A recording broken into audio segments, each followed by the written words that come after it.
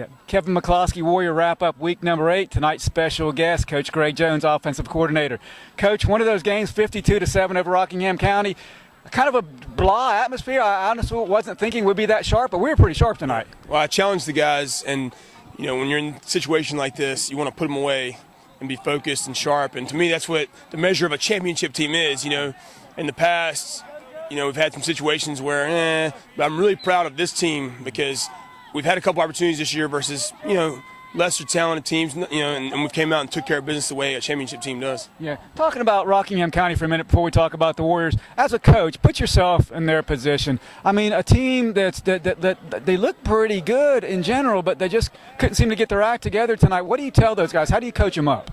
Yeah, well, and first of all, my heart always goes out to those people because they're practicing just as hard as us, and I feel bad for them, but really, you just got to find something to start with the small things and get good at something. Find a way to have fun with the guys, and make football fun. Because I think the biggest risk factor in a situation like that is it just becoming a drag. And it's like, so even, hey, guys, it is what it is.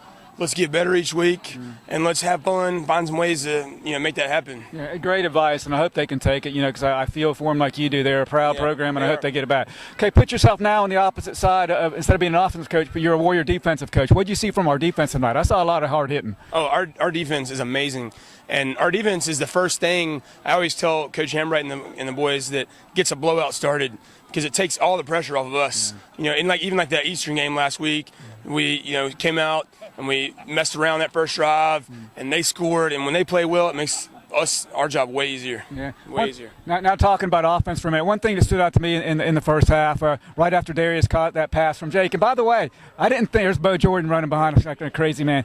I wasn't expecting. A lot of people were saying we're not going to throw the ball tonight. We're not going to throw the ball tonight. But even with Jake in at quarterback, you kept it in the air. Oh, when it comes to Jake, here's a guy who, before Christian transferred in, I was 100% confident and comfortable of him leading us to a state championship as a quarterback.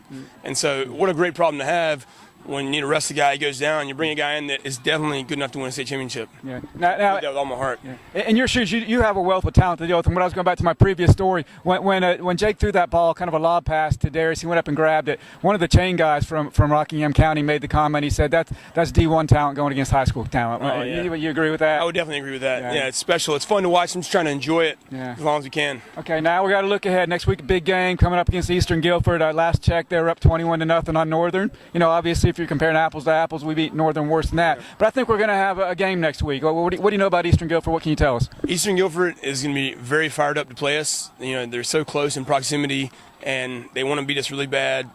And they are doing very good this year. They're very talented, very athletic, but still, it's no different than what I tell the guys every week.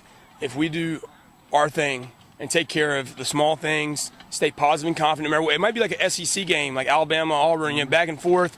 We do our thing, we're definitely better and we'll win. Yeah. But it's just we control our own destiny still. Yeah, and always a positive response no matter what. So we'll see you next week. Congratulations. Go get some rest, and we'll see you Friday. Yes, sir. Thank you.